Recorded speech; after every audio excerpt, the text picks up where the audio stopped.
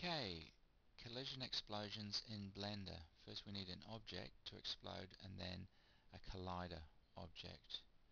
So first what we'll do is put the good old cube in, go to front view, shift it up to the floor, hit the tab key, subdivide a few times. You can also hit the W key, I believe, to bring that up.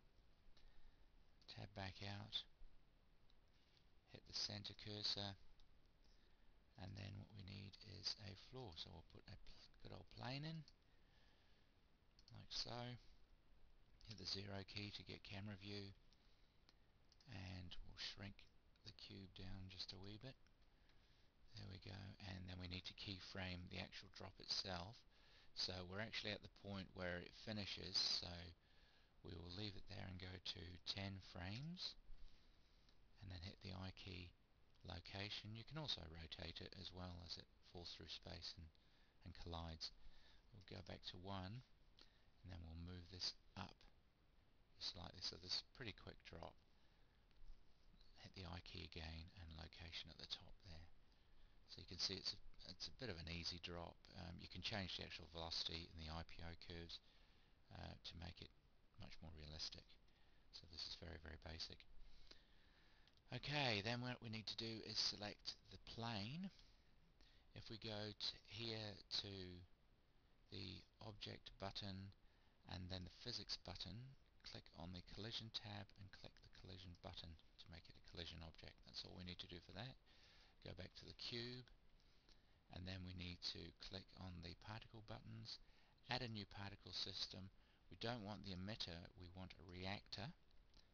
Then we go down here to start and end. Start it at 9 because the collision is actually at 10. Make the end 10. And death we need react on collision. Then we go across to here. We'll make the random 4. Go across to rotation. Click on dynamic. Click on rotation, type as velocity.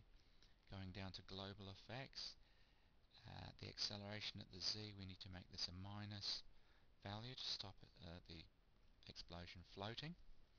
So I'll make that minus 4 and a bit of damping, so this just stops it from totally sliding off. It gives it a wee bit more realism, so we'll make that let's see, 0.1, but feel free to experiment obviously with all these values. Moving across to visualization, the material and the render material, we need to click emitter, so the cube is visible when it's being rendered. And then we need to go to the editing.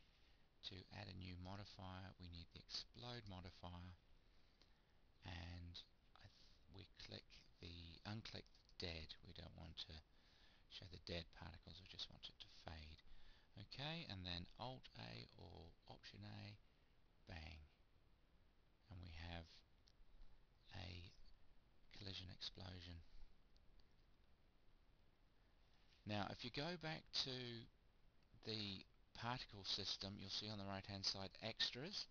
If you click on die on hit, you will see that it dies pretty much straight away without all the excessive bouncing around that the particles do on the collision object.